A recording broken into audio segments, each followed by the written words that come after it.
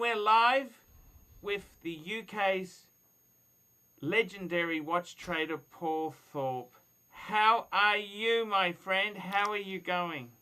Well, I'm all right, Paul. I'm struggling a little bit after the news this morning that we might be locked down till the end of May. I'm not quite sure that me brain or me haircut will last until then, but there you go. Apart from that, I'm all right. Paul, that is terrible. I've got to tell you, we've had a similar thing happen in Australia here. We had some lockdowns. There's no international travel, okay, but Yeah. we started to move around the States. And I'm very keen to actually go to New Sydney. I want to go to Sydney to see a friend who's got a few watches I wanted to film and just have a chat. Because Sydney's like 1,000 kilometres from Yeah. Brisbane. And the problem is I can go to Sydney, but I got to quarantine for 14 days when I come back. And, Wow. and that's not really... That's painful. It's not viable. Yeah. But Paul, I wanted to ask you some questions because we had a great interview on your channel. For anyone who's watching there, the Paul Thorpe channel, I'll put a link in one of these corners. I never know which corner it is, but we'll put a link there to link into your channel some interviews I did with Paul. I'd like to carry on. I wanted to ask Paul some questions, and I'd like to ask him a few things. The first thing I wanted to ask you, Paul, is when did you first hear of Rolex? How old were you when you heard of Rolex? Wow. Probably about 12, 13. 12 or 13. When did you get your first good watch? What was your first significant watch? That would have been a Cartier that my parents bought me as a birthday gift. That was my first watch of any real substance. What model? I gotta know what model. What model? A Muster Cartier. I can't remember exactly. You know, it's like a 1970s, late 1970s wafer thin model. I think it was gold plated. No, it wasn't a tank. I really can't. I mean, it had a 3-color gold style dial. Oh yes, that was the Russian, the white gold, rose gold, yellow gold. Yeah, that's it. Yeah. I mean, we're going back a long time now, Paul. But that was my first watch of any note. The first watch that I remember wanting or owning was a Timex that I spotted on a kid's wrist at school when I was about 5 or 6. Mm-hmm. Had to have it, and I guess it sort of kicked off from there, really. And your first Rolex, how old were you and what was it? I think the first Rolex I ever probably would have called my own was a 5513 sub. The thing is that my dad was, I guess in modern day terms, was a bit of a flipper. Not really a flipper because he wasn't buying brand new watches, but there were quite a lot of watches coming through the Thorpe household, so that... Mm-hmm. You know, I would often be allowed to wear one here and there. But I guess my own first one that I could call my own would have been a 5513. I wish I'd have kept it. Yes, I think we all do. We all do. And tell me this. Your first, that Rolex, that 5513, that's long gone? Long gone? Oh, blimey, yeah. I don't even remember what happened to it, Paul. To be frank, I can't even remember what happened, whether I sold it, whether my dad sold it. It's such a long time ago now. But I do remember, obviously being quite proud to have owned one or to be owning one at that time. Tell me this, when with Rolexes themselves now, I genuinely believe they used to be, if you were working class or middle class, you could get one. Get one. Yeah. I honestly believe that is changing, and I think a Rolex for an average guy who's working, who's got a couple of kids and a mortgage, it's almost impossible. If you could get one at retail, that is difficult. Yeah. But I think that's the way that Rolex have wanted to take it. You know, Paul, I don't know if you've seen the videos I've made about, Yes. you know, Rolex wanting to move into the Patek territory. And I think potentially Yes. that I've that seen is... the videos, Paul, but I don't like the content. I don't like it Yeah. because I don't like your content because I think you're right. You know? But I think that's the fear, isn't it? That they are. I mean, you're right. I mean, for me, when I was growing up, Paul, and probably, you know, we're not too dissimilar in age. You know, probably the same for you. You're right. And your average working man, one of the things that, or a couple of things that he maybe aspired to, was a Mercedes and a Rolex, maybe. You know, and you know, if you could buy a nice Mercedes or a nice Rolex, and you had a, you know, a 2 or 3 bedroom semi-detached house somewhere, you was Mr. and Mrs. Average, you know, and you could aspire to these nice things. Now, for your average working man in the street, it can become virtually impossible. But I think that's all part of the long-term Rolex plan, frankly. I'm not sure they want us. I'm not sure they want the working class people anymore. I've got to be honest with you. I got my first Rolex at 18. I had a computer business, and I said to a guy I knew, he was in a jewelry chain. Okay, he was in a, one of the members in his chain was a Rolex. He had a Rolex AD, and I said, just get me the cheapest Rolex you can get. Just get me whatever you can. Get me a men's Rolex. Yeah. And I had the catalog. And I actually was expecting an Air King, but he turns up with an Explorer 1 1016. And I was disappointed because I thought it was going to be an Air King which had the sapphire crystal. Yeah. And I remember my dad using his teeth, touching, and said, this is even glass. And I thought, you know what? It doesn't matter. I like it. It was a cool... That model turned out to be very collectible. And my Rolex was stolen by the Chicago mob when it went through customs. I sold it to a guy. It was I got all my money back, actually, believe it or not. But the thing is this, I've got to tell you, the only reason why I started looking at watches was, you know, buying and selling a bit, because I could never afford to pay retail. That they were expensive. Well, Rolex has always been expensive. They were never really... You know, like you see an old advertisement from 1970, it says it's 500 pounds or $500, but you got to remember the average person was earning $100 a week. Yeah. I think if you look back in history, Paul, you know, the Wills Thorpe and Davis story, as it were, I believe that their philosophy, and when they built the company, their philosophy and outlook was different to the company that we see today, completely different. I think they were, to a large degree, men of the people, and they wanted to bring something to your ordinary watch owners, if you like, that was something a bit special. But I think a lot of that history has been lost over the years, maybe, by the company. And I mean, look, you know, everyone moves with the times. They sent a watch to a prisoner of war camp in Germany. Yeah. They'd never do that now.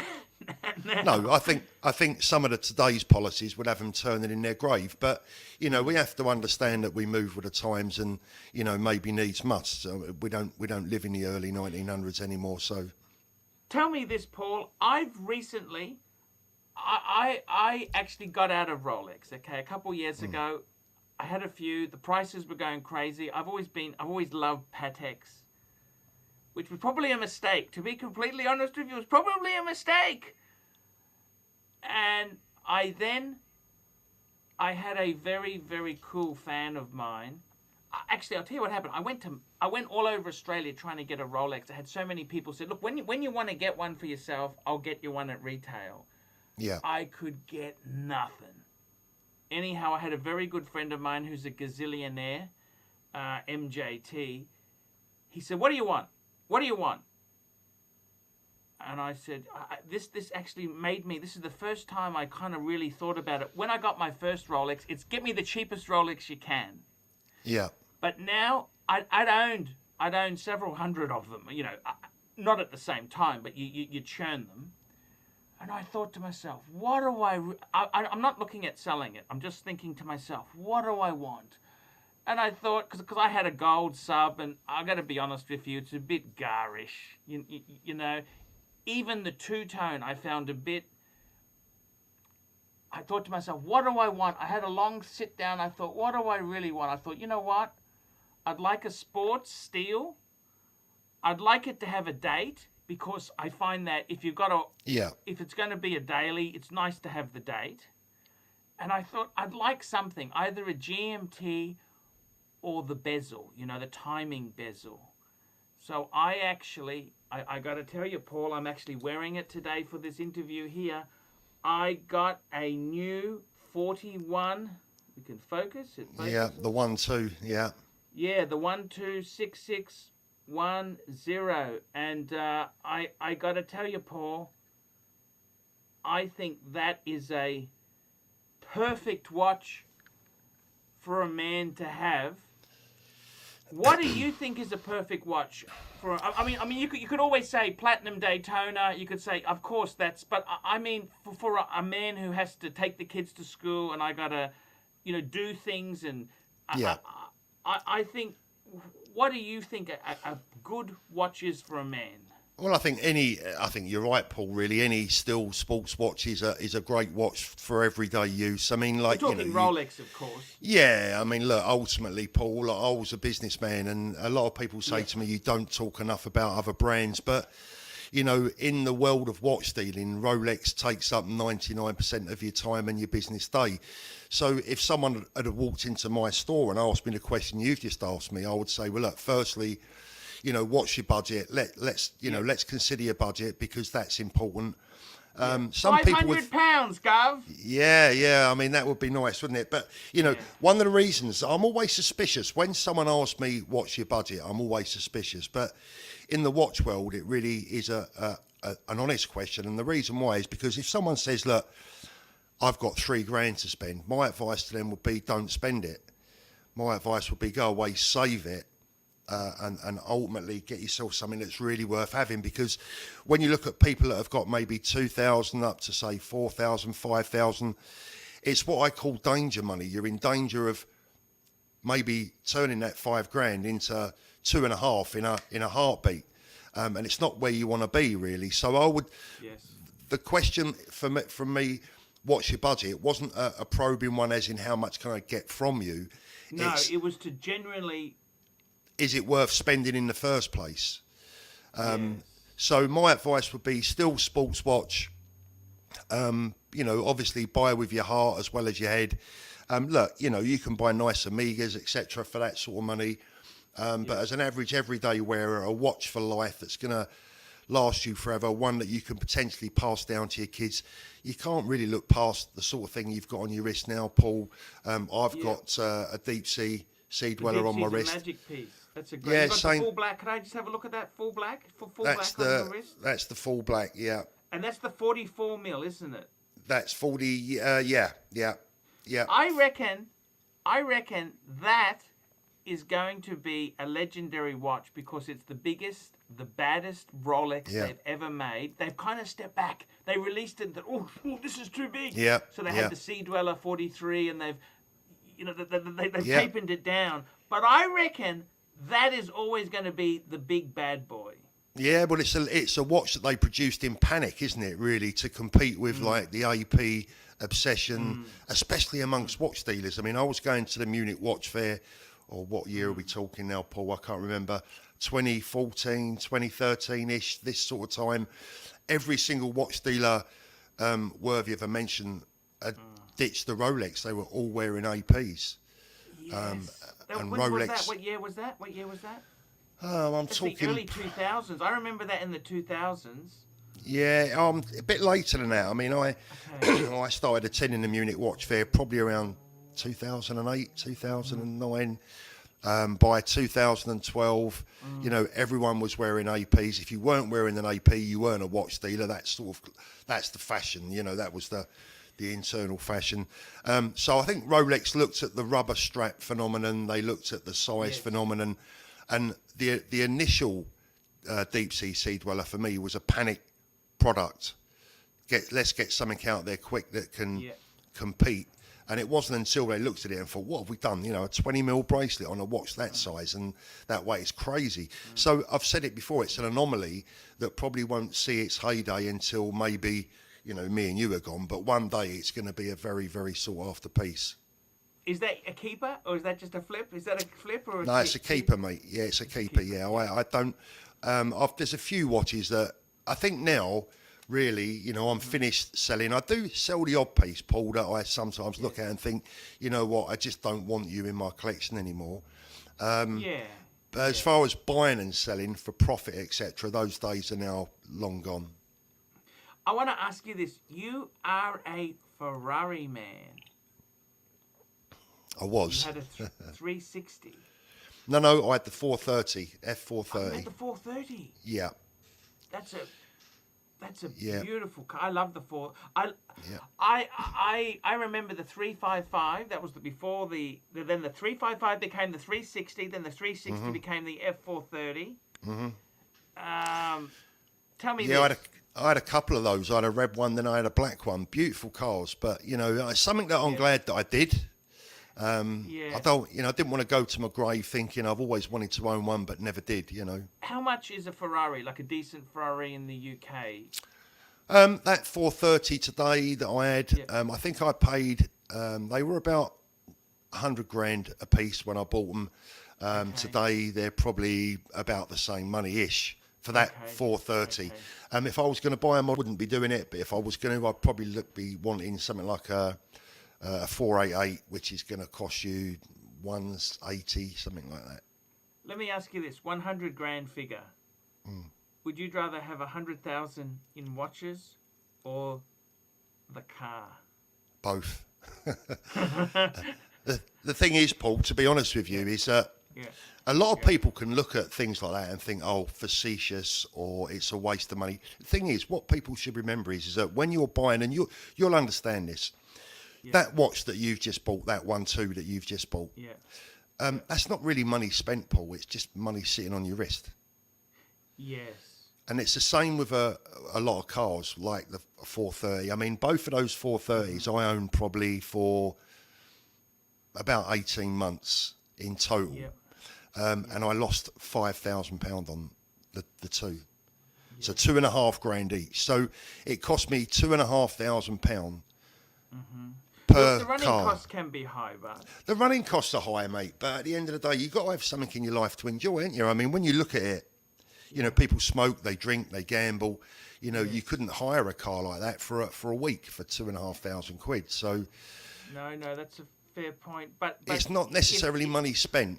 What do you think if you had a choice, car or watches? What would you? Watches, definitely, definitely, yeah.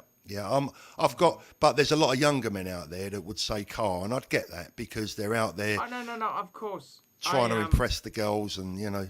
Look, Paul. I used to love Italian cars. I had something called an Alfa Romeo. Yeah.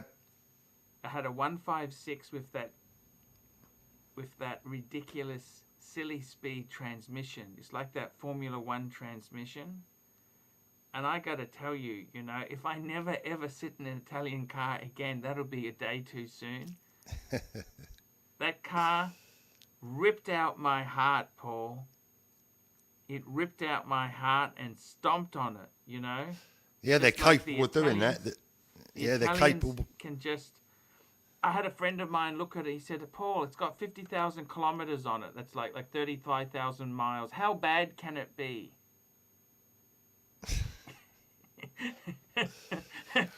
Had the best exhaust note you could have, but it had plastic that resembled a Coca-Cola bottle. The quality of plastics in it was like a Coca-Cola bottle. You know? They can rip your wallet out. Beautiful sound going through a tunnel. Yeah. The thing is, Paul, you know, when I own those cars, and they're just, you know, a couple of the nice cars that I've owned, you know, the thing is that it's not really reflecting, like, it was a car that I loved to own. I loved putting in the garage. I used to go out in the evening, I'd take the cover off, I'd polish it, look at it, put the radio on, and I'd love doing that. I'd love that experience. But the part that I actually didn't like about the car is that my wife wouldn't get in it because it drew too much attention, and she hates attention. I actually wanted the car to become invisible because you was frightened of where you could park it. Sometimes Oh, people... no. It's actually, Paul, believe you me, I was lending a friend I was looking after. He had a Pagoda Mercedes. I don't know if you know what that is. It's a 1960s SL. Okay, so after the Gullwing, they had the Pagoda. Yeah. It had become very expensive. I had one about 10 years ago. He wanted me to sort out a few things. I loved that car. I really, really loved it. I sold it and got a Rolex as commission for selling the car, but that's another story. And I always had this dream. You know, I used to read Classic Car Magazine, and the dream was I'd take my wife or girlfriend, we'd go and have a picnic. You know, we'd go and take a rug with us, take a bottle of wine. Yeah. We'd take the Mercedes-Benz convertible, you know, a beautiful... And I said to my wife, we came to it. I said, let's go. And she said, do you mind if we take the Honda Accord? Yeah. And it just shattered the fantasy. Sometimes, Paul, these are better left up on the poster on the bedroom. And, And I got to be honest with you, that was a major letdown. Okay, Paul, let's just stop there for one tick. Yeah. And just hang one tick. Okay, that's just the first bit. Now, I want to get into the next bit here, Paul. Here we go. Okay, we've got Paul Thorpe, retired watch dealer, Rolex lover and aficionado, and I'm going to ask him some questions, which unfortunately, I'm sure I'm not going to like the answer. Paul, I'm going to ask you these questions pretty fast and furious. Yep. Sure. So here we go. How bad is the Rolex situation in the UK? How bad is it? Well, if you're an average everyday buyer, Paul, it's pretty much as bad as it can get because you're not getting anything out of the ADs. Their philosophy of, you know, are you a preferred client, which really means are you prepared to spend a load of money with us on stuff that you don't want before? So basically, are you prepared to buy enough garbage that you're not going to get your money back on? Yeah. Which, you know, Paul, look, you might as well just save your time and go and buy it from an independent, because although you're paying over the top, at least you're probably actually paying less than you would if you go and buy a few rings and a couple of watches you don't want, etc. You know, it's a crazy situation, Paul. Tell me this. What do you think the cause of this supply issue is? Is it Rolex? Is it the dealers? Is it crazy demand? Like the Chinese are here. The Chinese are buying it. What is it? What's the cause of this? Well, listen, I think it's a culmination of a lot of things. You're right. It starts off right at the very base, and that is Rolex. And there's no one better in the world at managing their brand than Rolex themselves. They manage the flow. They manage the supply. They manage everything superbly in their favour. And then, of course, the dealers, the ADs in the middle between Rolex and the consumer, they're just as adept at, you know, making things turn out in their favour.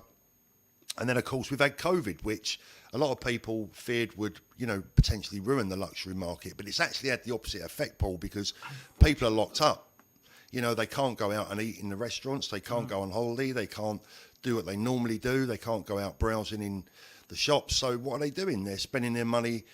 I mean, I don't know about you, Paul, but I've not spent half in the last 12 months of what I would normally spend because I've been not doing anything. So a lot of people are turning. So supply, demand far outweighs supply more than ever. And of course, on top of that, we talk about the UK market. We've had the Brexit completion and the VAT changes, which means even more expensive watches coming from Europe.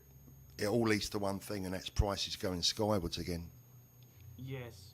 Tell me this, Paul.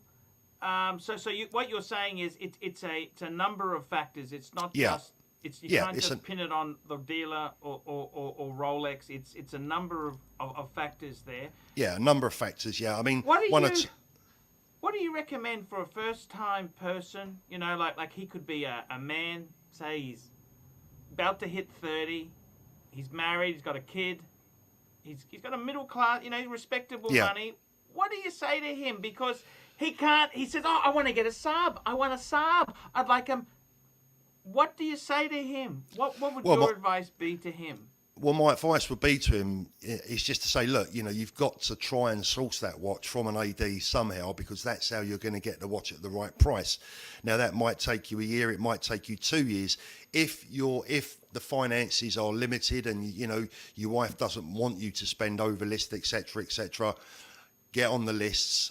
I say get on the list. It doesn't exactly work like that anymore, but try and chat up, if you like, your local authorised dealer with a nice story. Tell him it's a special occasion, your 30th birthday. You've always wanted a Rolex. You've got to find an AD worker that likes you, Paul, because that basically is the bottom line. It's not even necessarily how much you spend in the store. It's I they don't like think they you. like me, Paul. They wouldn't even give me a bloody catalogue. Well, they won't even let me in, Paul. So join the club. I can't even go in the shop, so they'd ask me to leave. So I've given away far too many secrets. And you tell the truth, Paul. And if you tell the truth, it's not always palatable for people that don't want the truth to be told. Now, I don't consider that I don't consider that I've ever said anything about authorised dealers is unfair or untrue. You've never said anything bad. Probably from their point of view, they would. I've said some nasty stuff, and I got to be honest with you.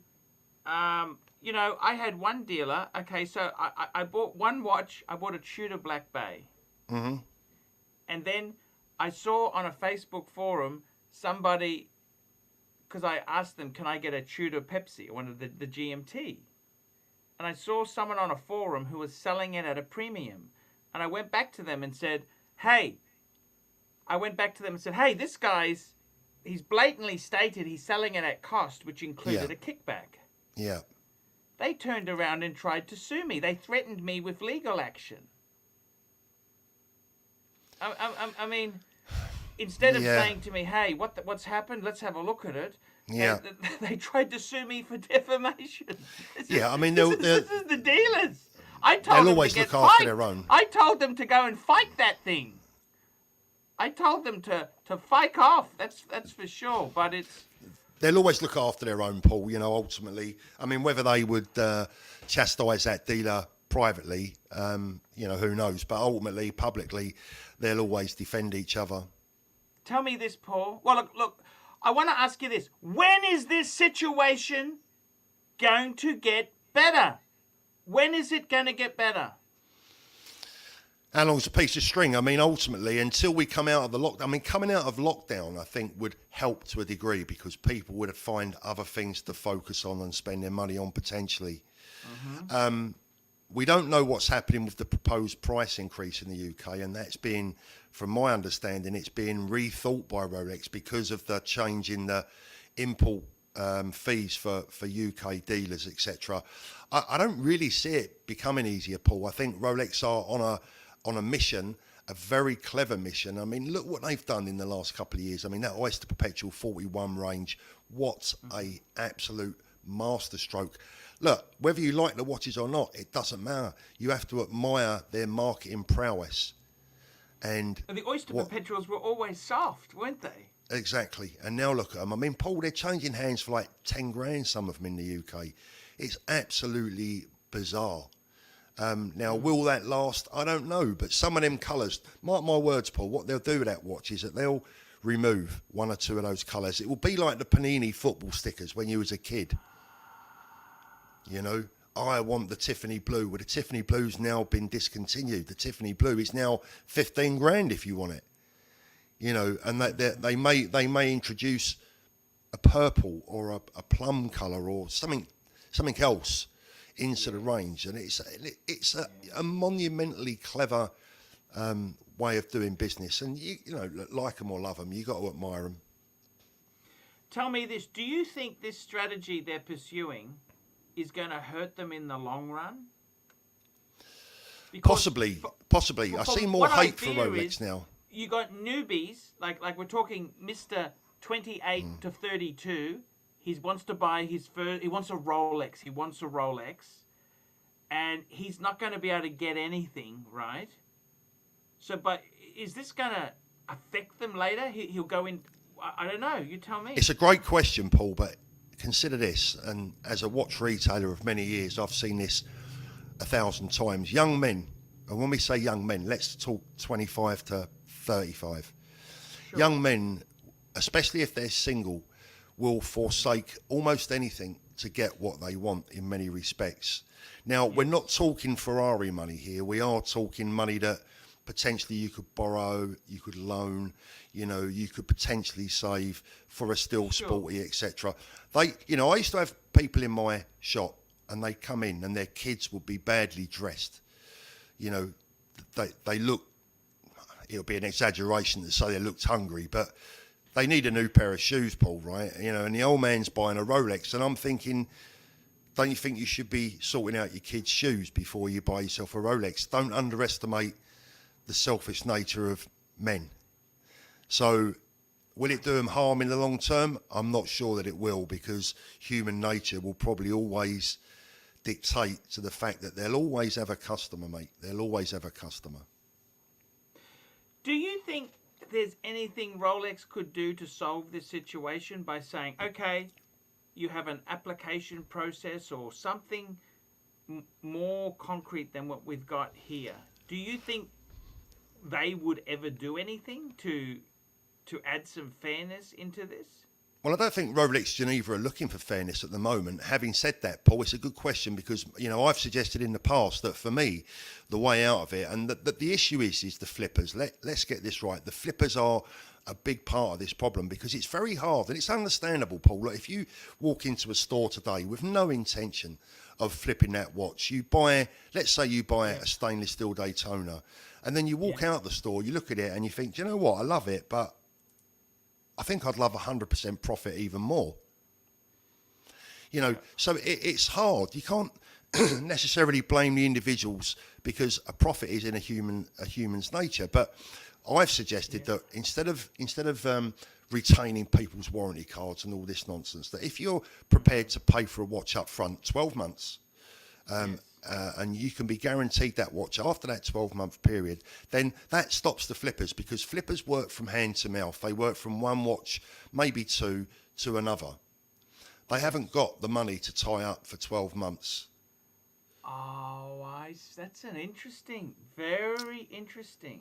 So if I was the AD, you come to me and I'm your AD, and you say, Paul, I want a 1-2 sub, and I say, okay, Paul, pay for that watch now up front, and I promise you that on the same date this time next year, or within a week either side or whatever, that watch will be available to you and be delivered. You pay for that watch, you know you're getting it in a year, but you ain't going to be prepared to lay that money out as a flipper, because you need to turn it over. Tell me this, Paul. Would you still recommend Rolex to a friend who said, I'm thinking about getting a good watch? Would you still recommend Rolex with all this bullshit that comes associated with it? Paul, I've got to be frank with you, mate, and probably say it's really the only watch, the only brand that I'd actually recommend to someone in many respects, because it depends on how they come to me, Paul. If they come to me and say, look, I don't care about the money. Yes. Like, you know, look, I've bought Hublot in the past. I've bought APs that I know I'm going to lose money on. It's because I didn't care about what it was, the retention value. They're watches that I wanted from the heart. But the vast majority of buyers want a watch from the heart, and they say they don't care. You know, a lot of people say, oh, why do you always talk about value retention? Well, that's fine, but wait until the time comes to sell it. They always care about value retention when they're standing in front of a dealer and the dealer's offering them a third of what they paid. Then they suddenly care about value retention. So I would say, look, you know, and it does happen. A lot of friends come to me and say, Paul, I want to buy a watch. I've got X amount to spend. What do you recommend? And 99 times out of 100, I'm recommending Rolex. Sometimes I might recommend that they have a little look at the Omega brand or Tudor. I think Tudor are producing a great range of watches, but it is still Rolex. I really loved your video you did, Paul. You're talking about the 69173. That's the ladies' two-tone bread and butter. I think my wife has had about 10 of them. Flyers, okay? 69174s. They're just waterproof. Yeah. The problem is they're no longer. They used to be like £2,000 got you a reasonably nice one. Yeah. you know, now I've got to be honest with you. I think my dad has got a 16234. And I mean, that's a, you know, for an elderly gent, that's a fantastic, Yeah, nice classy, watch. Yeah. you know, it's a Mercedes, C-class Mercedes of watches, really. Nice stainless steel date just, yeah. It just in it. The problem is, they're not even available now. No, I mean, not at all, Paul. I mean, the 69173, the classic ladies steel and gold Rolex date just, it wasn't so long ago that I was paying, you know, 1,600 for those trade and selling them for 2,100.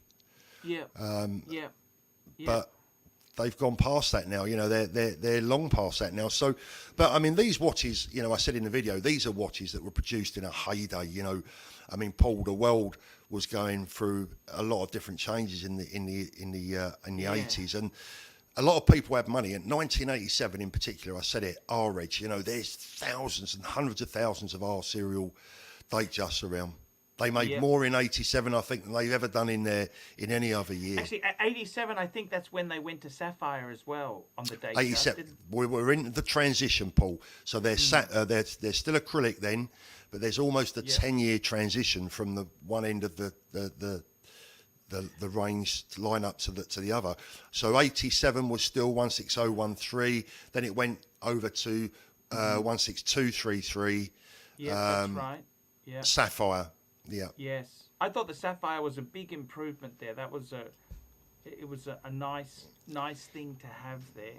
Yeah, it brought the watch into a different era, didn't it? I mean, at one stage, everyone, you know, I still have a big soft spot for the old 16013.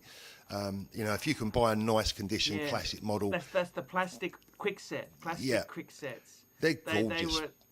They were gorgeous nice watches. Yeah. They are. Unfortunately, a lot of them have been over polished now, and they're kind of a little bit. Yeah. You know, they've gone a little bit that way there, but. Yeah, a lot of them have been played around with, and I said in the video, Paul, you know, they are one of the watches that is one of the most heavily customised watches in the world, the 16013. So you always have to be a little bit careful about what you're buying. Final question, Paul. Final question. Sure. If you had to pick, now I'm not saying to you, this is the criteria. This has got to be either a steel, a two-tone, a watch for you and also for your missus to live with forever. If you could own, this is it, Paul, your last and final, what would you pick? What would you pick? Is there a budget, Paul? No budget, but I mean, no budget. I mean steel or two-tone. So no platinum or ridiculous rainbow dial, you know, nothing stupid. And be honest with you, I think you get sick of that anyhow. You want something that you just use. Yeah. Well, if what it would was you pick for yourself? Probably I would stick with my James Cameron Deep Sea Sea Dweller.